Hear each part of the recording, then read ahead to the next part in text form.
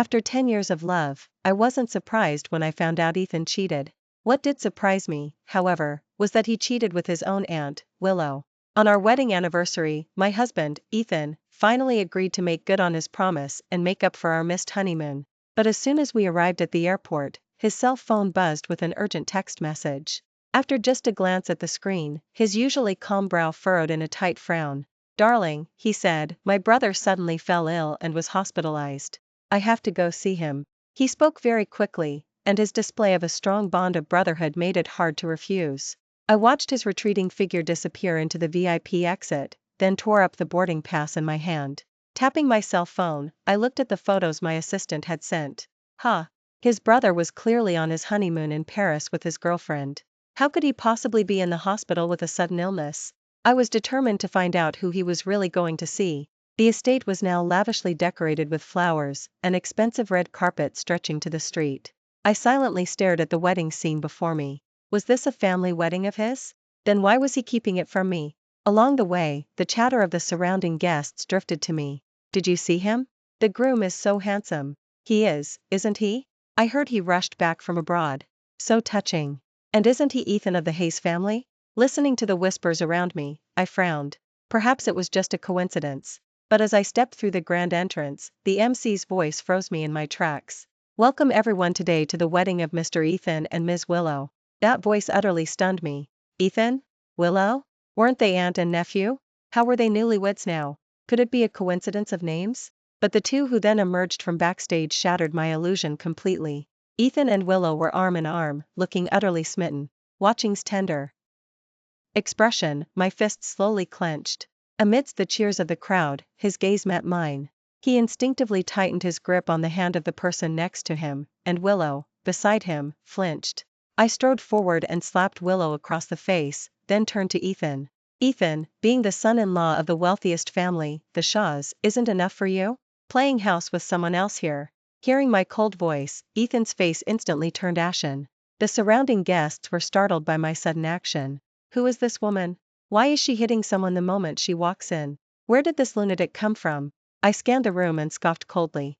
Lunatic? Is there a problem with a lawful wife confronting the mistress? That single sentence instantly ignited the curiosity of those around me, and everyone turned their intensely curious stares towards Willow. Ethan's face darkened, and he abruptly stepped between Willow and me, saying, "Audrey, I told you there's no future for us. What are you doing?" Before I could fully process what he was saying, Willow stepped forward and declared loudly, "Audrey, I know you still cling to feelings for Ethan because you accepted his financial help, but there's no future for you too. He has always seen you as a sister, and you're just a student from a poor background.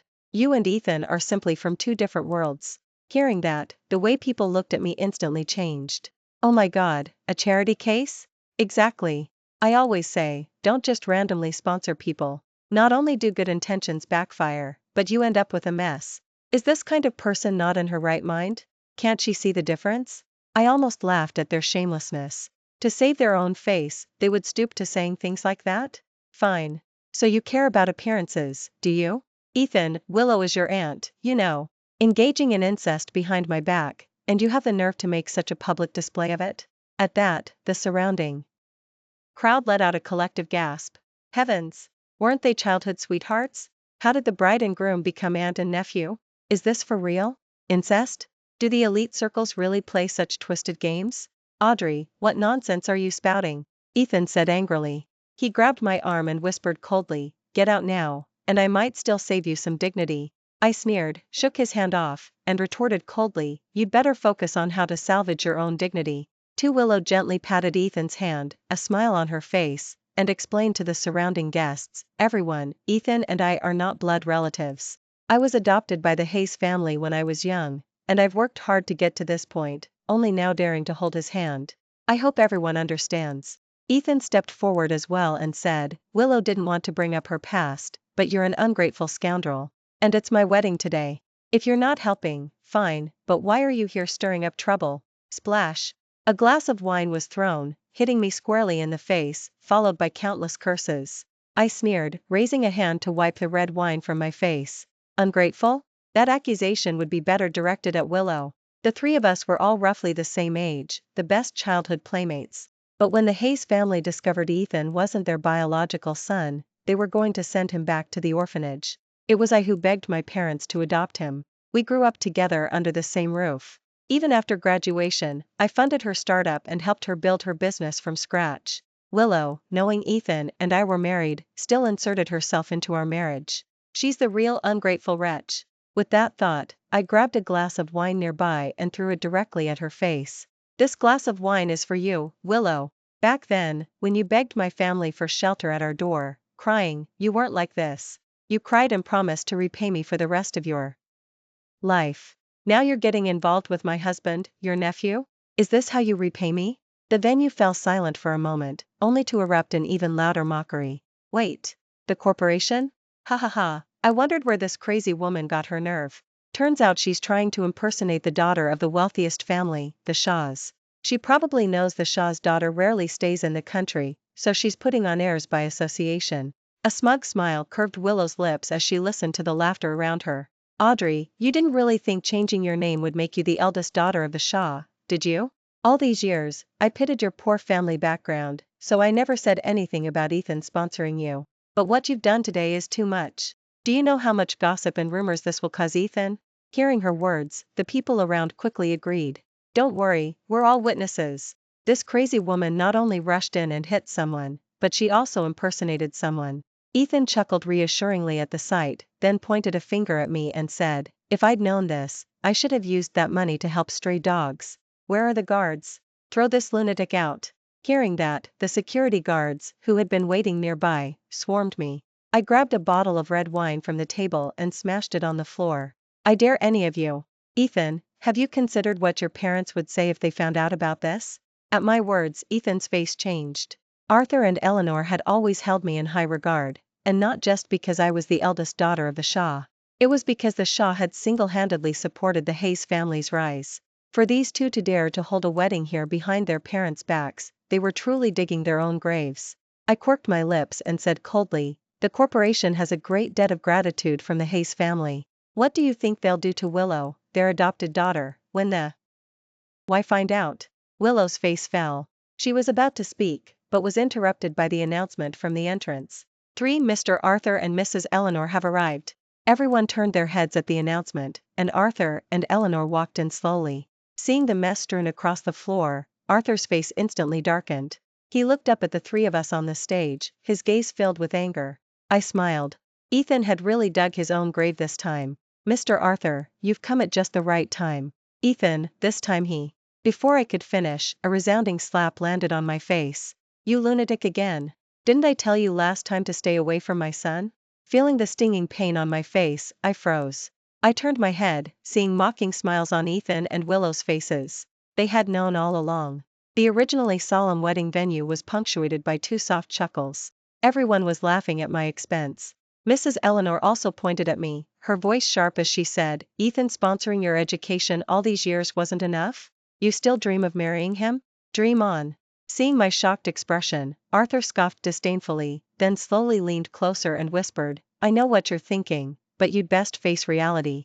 Audrey, your father has been dead for 3 years. The corporation is leaderless, and it's only a matter of time before the Hayes family takes over. Get out now, and after they're married, I might even let you see Ethan again. I nearly burst out laughing at his words. Who said my father was dead? Years ago, he was attacked by enemies and has been recovering abroad ever since. The corporation outwardly appears leaderless, but in secret, my father still maintains full control. The domestic media had been making baseless conjectures, and he actually believed my father was dead. But that's fine. I finally get to see these people for who they really are. Mr. Arthur, that's quite the show of power, but you probably don't know much about the Shaw's affairs. Ethan's voice rang out from behind me. Audrey, even if you are a member of the Shaw family today, so what? The corporation is already on its last legs. If you're going to stubbornly maintain appearances, at least pick a better act, right? Hearing that, the surrounding guests also burst out laughing and said, this kind of person probably only knows about the wealthiest family, the Shaws, and thinks she's clever, assuming no one would dare expose her. Exactly. Who knows where she got such outdated news? The corporation has been visibly declining these past few years. Do you really expect a small-town girl like her to know about the demise of the head of the Shaw family? Don't make me laugh, haha. I calmly looked at Ethan and said, word for word, Ethan, you'd better think carefully about who gave the Hayes family what it has today. Ethan fell silent for a moment at my words, then Willow quickly stepped forward and said, it's been handed down through generations of hard work by the Hayes family. Are you implying it was you who gave it to them? Aren't the major pillar industries across the country all built through the Hayes family's diligent efforts? How ridiculous. Back then, the Hayes family was just a small manufacturing company. Only after partnering with my family did it steadily expand with investments from the Shah. Now these people actually believe they achieved all of this on their own. They're nothing but a bunch of ungrateful wretches. Seeing how persistent I was, the surrounding guests couldn't help but wonder. Her clothes look like high-end items, don't they? They do. Could what she's saying really be true? You really can't say for sure. Otherwise, where would a poor student get the money for such an outfit? For enough. Why would you believe a lunatic? Ethan said angrily, then pointed at my clothes, his voice cold. Audrey, all these years the Hayes family gave you so much money, hoping you would study hard. But what did you do? Why? That money? You bought an entire outfit of designer brands, came to my wedding to ruin my reputation, and this is how you repay me? This furious accusation silenced all the guests. Mrs. Eleanor also glared at me angrily and said, strip her of those clothes. She doesn't deserve to wear anything from the Hayes family. I watched the approaching security guards, my brows furrowed deeply. How much money could your Hayes family possibly give me? I'll give it all back to you. Seeing me finally back down, Ethan smirked triumphantly. Pay back? You ungrateful wretch, isn't any money you pay back just what we gave you in the first place?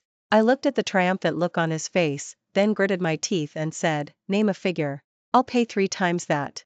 Hearing that, the entire venue erupted in uncontrollable laughter. Did I hear that right? This imposter wants to pay 3 times the amount? Maybe she plans to sell her parents' organs. I endured the surrounding mockery, my gaze fixed on Ethan.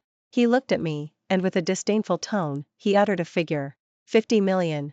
The money the Hayes family has spent on you over the years, 3 times that is 150 million. Can you afford it?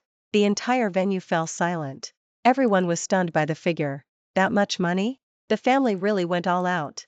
No wonder this charity case dared to court death. The family really spoiled this ungrateful wretch. She took so much money, and shamelessly claims she'll pay it back. Her entire family's compensation if they were hit by a car wouldn't even be 50 million, would it? Ethan looked at me triumphantly and said, what do you say? If you can't pay, then get out. The family is kind-hearted, we'll just consider it like we kept a pet. I actually laughed out of anger. They really had the nerve to say that. My father had just returned to the country yesterday. I'd like to see if they'd dare accept the money once I handed it over. After sending a message to my father and receiving a reply that he'd arrive in 10 minutes, I put down my cell phone. Willow slowly walked over from the side. Audrey, why bother? I looked at her with icy eyes. She reached out and gently patted my face, then leaned close to my ear and whispered, 150 million. That's all of the Shah's current cash flow, isn't it? I advise you to stop stubbornly maintaining appearances. Accept reality.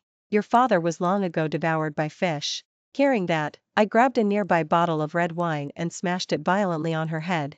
I gripped her throat tightly. I haven't even settled the score with you, and you dare come seeking a beating. As I was about to continue, the surrounding security guards pinned me down. Audrey, you murderer. Why did you hurt Willow? Arthur also roared, cut off her hand. See if she dares to act out again. The surrounding security guards brutally held me to the ground, and a sharp blade glinted menacingly. My father will be here any minute, don't you dare. Arthur sneered. Still defiant, let her suffer a little. The moment he finished speaking, the dagger instantly pierced my palm. The sound of bone snapping echoed, and I gritted my teeth, refusing to make a sound. Arthur was about to order them to continue, but he was interrupted by a roaring sound. The guests present all looked up. Is that the corporation's helicopter? 5. The helicopter's roar made Arthur's face darken. He glared at me and said, do you think calling people will save you? I forced out the words through gritted teeth, why don't you see who's here? Arthur, I hear you've been looking for me all these years? The authoritative voice resonated throughout the entire venue. Everyone stared in shock at my father's face. Oh my God! Isn't that the wealthiest man in the country? How could he be here? Isn't he dead? Exactly. I saw news of his death recently, I even commented with flowers. Unlike the other guests, everyone from the Hayes family had an ashen look on their faces. They stared in shock at my father as he walked in, and Eleanor said in a panic, "No. Impossible. How could you have survived?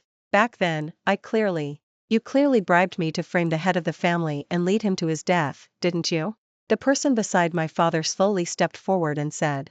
Upon seeing this person, not only I, but Eleanor and Arthur too, their eyes widened as if they'd seen a ghost. You're not dead." My heart was also filled with shock at this moment, because it was none other than Alfred, the butler, who had drowned at sea trying to save my father all those years ago. "Uncle, you're still alive?" Looking at my face, Alfred smiled and patted my head, saying, "It's been so many years, miss, you've grown up." "Audrey, stop playing tricks. You think finding a few actors in makeup can fool us? I'm telling you, impossible."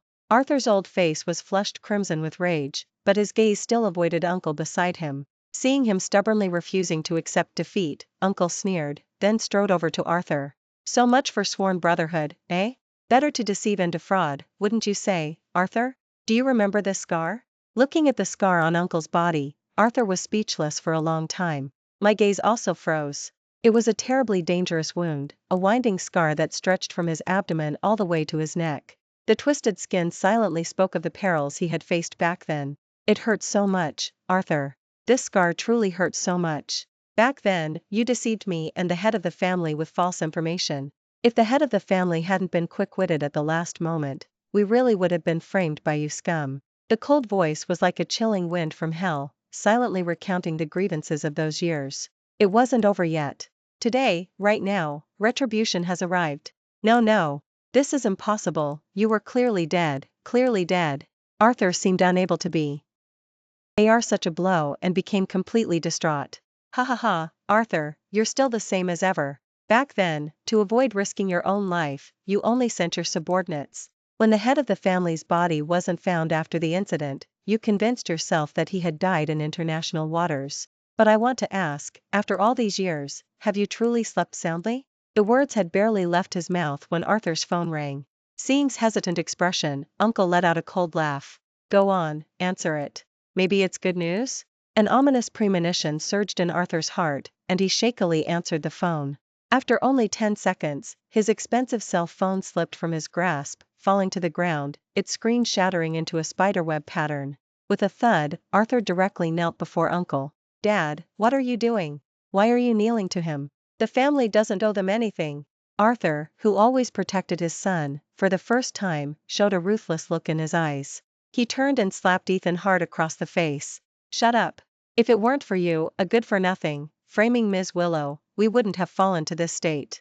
Ethan was stunned by the slap. He had no idea why his father had become like this. After doing all this, Arthur then knee-crawled all the way to my side. Watching this middle-aged man, considerably older than myself, kneeling beside me, I awkwardly shifted my feet away. "Arthur, why go to such lengths?" Seeing kneeling before me, even the dullest person around understood what was happening. President is kneeling to that crazy woman? Then everything she said must be true. Willow watched everything before her, her face ashen. She had only one thought in her mind. "It's over. Everything is over." 6 Arthur sighed and, lowering his head, said, "Willow, Uncle will swallow his pride and call you Willow one more time. I only ask you one thing, do you still have feelings for Ethan?" I looked at him, somewhat confused, wondering why he was suddenly asking this. But looking at Ethan nearby, blood was still steadily flowing from the wound on his hand. "Everything today has shown me who he truly is. I don't love him anymore." Hearing that, Arthur actually kowtowed to me on the spot. Before his forehead could touch the ground, Uncle kicked him over. "Old geezer, you're shameless. I'm worried you'll bring bad luck to our miss." "Willow, listen to Uncle. You can feel however you want about Ethan, but he only made mistakes. It's not worth him losing his life over. Don't let us old geezers' affairs involve you, the younger generation. Uncle begs you, spare my son." Even if Ethan were a pig, he would have realized something was wrong by now. He asked, his voice uncertain, "Dad, what's going on? What are you talking about?" My father's cold voice rang out. "Arthur, now you remember not involving the younger generation? When you ordered someone to harm my daughter just now, why didn't you remember then? Ethan, did your father never tell you what happened back then?" Hearing my father's words, Arthur knee-crawled all the way to my father and said in a panic, "No, Richard, I beg you, all the dirty deeds were done by me. Why tell the child all this?"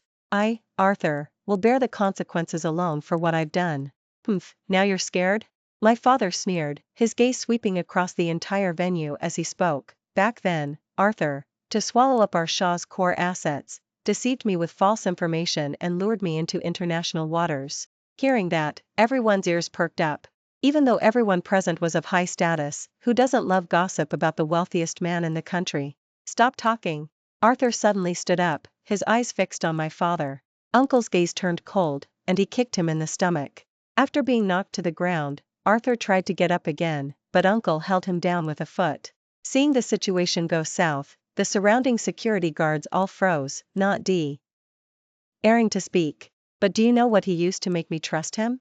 My father sneered. Arthur had now closed his eyes, his whole body trembling as if remembering a painful memory. This man, he used his wife, who had just given birth, as a bargaining chip to gain my trust and make me board that ship. At these words, everyone froze, but Ethan reacted the strongest. He stared at Arthur in disbelief and said, "Father, what is going on? What is Uncle talking about? I don't understand." My father glanced at Ethan and said softly, "Ethan, the woman next to you is not your biological mother at all." "Impossible. You're lying. How could she not be my biological mother?" As he spoke, Ethan grabbed the mother beside him and demanded hysterically, "Mom, what is going on?"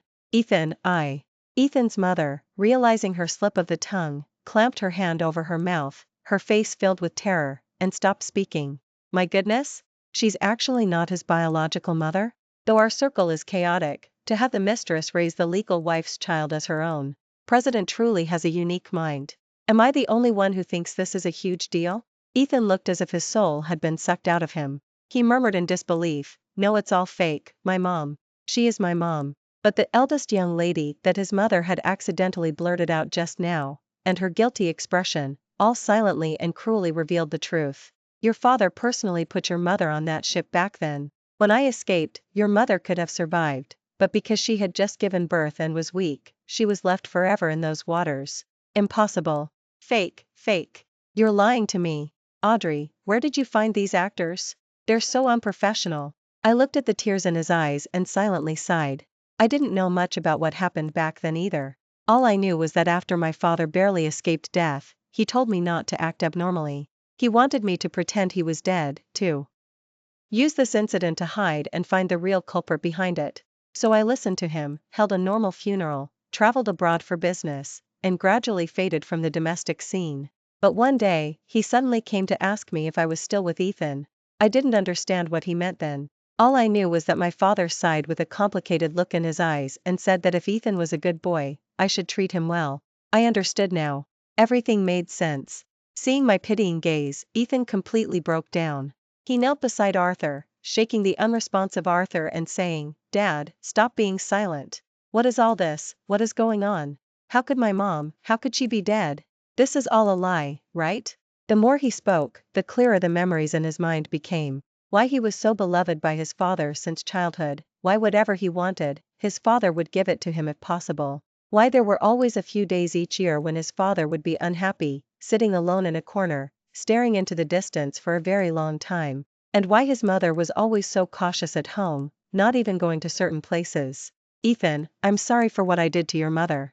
Hearing that, the onlookers sighed in dismay. Looking at this, President must have had his reasons. But the Hayes family's young master is also pitiful. Indeed, to have been with a mother for so long, only to suddenly be told one day she isn't your biological mother, anyone would be heartbroken to hear that. Every family has its unspoken difficulties, but life still has to go on. Look, Ethan's expression is so pitiful. These words almost destroyed all of Ethan's illusions, and everything from his past gradually crumbled. His life had transformed into something barely recognizable in just one day. "So Richard's words are true? You really sent my mother onto that ship? You really personally killed my mother?" Arthur said through gritted teeth, "It was just an accident. The people I sent protect your mother were discovered." "Shut up. I don't want to hear it." "Why? I just want to know why." Arthur, with an unknown burst of strength, suddenly broke free from Uncle's hold, pushed Ethan away and said, "Do you think I wanted this? Do you think I didn't love your mother?" Back then, the Hayes family's industry chain had problems, and there was a huge cash flow deficit. With no other choice, I listened to those people and used false information to lure him onto the ship. Otherwise, the entire Hayes family would have been ruined. Those people promised me it would be fine, so that's why I sent your mother, and I felt terrible about it. Is Arthur talking about that incident from back then? Oh my god, no way? Is it really that one? I think it's possible. Otherwise, where would they get such power? Ethan, on the other side, quietly listened to Arthur finish, then said in a cold voice, "If there were no problems, why didn't you go yourself?" Arthur was instantly stumped by that question. A look of embarrassment appeared on his face. I. Let me say it for you. Uncle said coldly, because you, Arthur, are a cowardly spineless man who fears death. You're afraid of death, but you care about appearances. And then you pretend to be deeply emotional, claiming you never intended to send Ethan's mother onto that ship. I didn't. Slap. A resounding slap landed on Arthur's face. Ethan, his eyes bloodshot, stared at him and said, word for word, "You scum, you don't deserve to be my father." Ethan, how can you speak to your father like that?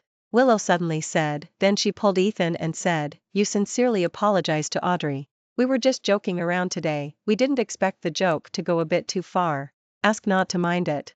Humph. Ethan shook off her hand. He could clearly see what she was trying to do. Seeing the Shah hadn't declined, she immediately wanted to grovel and repair relations. Earlier, she had held his hand, saying she didn't care what others said, only wanting to be with him. Now, it seemed, it was nothing more than a lie to deceive him. Though had acted absurdly, he wasn't a fool. But in this moment, now that he understood everything, he felt like a complete and utter idiot. If you were afraid of death, afraid of the Shah causing you trouble, then you shouldn't have come looking for me in the first place. Ethan said angrily, then he turned to my father and said, "Uncle, I was wrong about Audrey and me, but Audrey was also at fault first. From now on, Audrey and I are done. As for my father and the entire Hayes family, you can do whatever you deem fit." In that moment, Ethan, standing before my father, seemed more like the head of the Hayes family than Arthur, who was lying on the ground. My father chuckled softly, looking at him, and said, "Aren't you afraid I'll bankrupt the Hayes family? What will you do then?" Hearing my father say that, Ethan methodically took off his watch and suit jacket, placing them on the table. "If it were for money, I would kneel before Audrey right now and beg you to spare the Hayes family once. But I don't care about that. Without the Hayes family, Ethan can work odd jobs, deliver packages. Whatever it takes, I won't starve." My father seemed surprised that Ethan would say such a thing and glanced at him unexpectedly. But I couldn't stand still. I quickly walked over to Ethan and said, "What do you mean? What do you mean I was at fault first?" Ethan looked at me, a hint of confusion in his eyes, but mostly anger. "You know what you did." I was equally puzzled. When did I ever wrong him? Seeing my continued confusion, Ethan couldn't help but pull out his cell phone, unlock it, and toss it to me. "These are messages Willow sent me over the past year. Take a good look yourself." I took the cell phone and looked at the videos. Inside were videos of me with different men. But the crucial thing was, I didn't know any of these people, and I had never been to the places in the videos. Feeling increasingly strange, I paused the video to examine it closely, then I threw the cell phone directly at Ethan. "Are you crazy? You cheated. What right do you have to throw things at me?" I didn't speak. Instead, my fingers flew across the cell phone screen, typing. The surrounding guests saw this scene and began to whisper. "It's not that we love to gossip, but isn't Ms. Audrey being a bit?" Exactly. This kind of thing isn't something everyone just tacitly understands. Once found out, you should just accept it. Why is she getting so angry and flustered? I turned my head and said angrily, "I've put up with you people for too long. You have to comment on everything? Are you a critic? If you want to watch, watch silently, and shut your mouths." Ethan looked at me like that and sighed in disappointment. "Audrey, the past is the past. I don't intend to blame you for anything. It's just that I was too foolish, constantly searching for so-called love." He looked at me coldly and uttered that classic line. "Women are all no good." I pinched his face to stop him from talking. Ethan's coherent emotional outburst was suddenly interrupted by me, and he somewhat indignantly swatted my hand away. His eyes glared at me furiously. "Hold on a moment, take a look at this." I showed him my cell phone screen. In the video, he was walking peacefully down the street when suddenly a monster appeared. He then pulled a transformation device from his pocket, instantly transforming into Ultraman and fighting the monster. Every detail in the video was incredibly realistic and clear. If not for the absurd plot, it would have seemed like it was really happening. Ethan's angry gaze slowly turned to confusion, then gradually cleared. I released my grip and said impatiently, "Do you understand now?" Ethan said with a hint of defiance, "How can you be so sure all those videos are AI generated? You can get them professionally authenticated, you know." My single sente. NCE silenced him. He picked up his phone from the ground and operated it for a while. 2 minutes later, the strong facade he had maintained slowly began to crack. Seeing his lips start to quiver and tears welling up in his eyes, I frowned. "Dad, we need to talk privately." "Everyone, out." My father's voice rang out, his gaze slowly sweeping across the room. The guests were already on edge after my earlier outburst. Now, under my father's scrutiny, fearful of being remembered, they quickly covered their faces and scurried out. Uncle, meanwhile, grabbed Willow by the arm. "Looks like you're the scumbag stirring up trouble, huh?" "It wasn't me, really it wasn't." "Still playing tough, huh?" "Don't worry, you'll talk eventually." Arthur twisted his lips into a cruel smile and dragged Willow out. Once the crowd dispersed, Ethan could no longer hold himself together. His legs gave out, and he sank to the ground, sobbing. The sound was muffled and very quiet, but it filled my heart with a heavy sadness. I gave a helpless smile, then knelt beside him and said, "Still crying after making a mistake?" Ethan whimpered, "Am I really that stupid?" "Yeah, super stupid." Upon hearing this, Ethan gave me a tearful, reproachful glare, but his swollen eyes made his face contort in pain instead, twisting his lips. I was amused by his appearance. "Why didn't you ask me?" "Ask you what?" "Ask you why you slept with another man?" "How could I possibly ask that? I tested you so many times, and you never noticed?" It was only then that I suddenly recalled everything with a jolt of realization. In the past year, Ethan had suddenly become a mind reader. Every time I returned from a business trip, he would eagerly ask if anything interesting had happened. And for some reason, he had inexplicably developed a fondness for truth or dare. Yet he only ever chose truth. Whenever I lost, the dare was for me to do a blindfolded night run on the highway. And the truth was always to share a secret. At this realization, everything became clear to me. "I thought you were going crazy. You're so annoying." I gave another helpless smile, stood up, and walked towards the door. Ethan watched me leave, his hands tightly gripping his shirt, his wet eyes silently fixed on me. Not leaving yet? What are you doing squatting there?" I turned back, looking at him in surprise, as tears instantly blurred his vision. Feeling the solid impact as he threw himself into my arms, I smiled wryly. "There's nothing between me and her. She's always wanted something, but I never agreed." Ethan's voice was muffled. I lowered my head and stroked his hair. "Let's go home. I'll ask Mom to make some braised short ribs." "Can we not go back, or at least not yet?"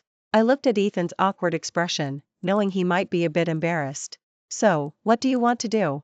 Ethan glanced at the chaotic wedding venue around them, then turned to look at the house behind him. Finally, he turned to me, his gaze complex, and said, "I want to go see." I leaned in closer. He suddenly tightened his grip on my hand, as if using all his strength, and said, "I want to go see my mom." "Okay, I'll go with you." Thank you for watching today's story. If you enjoyed this video, please like it and share it with your friends. We look forward to hearing your thoughts in the comments section. Feel free to share your opinions, and don't forget to subscribe to our channel for more exciting stories. See you next time.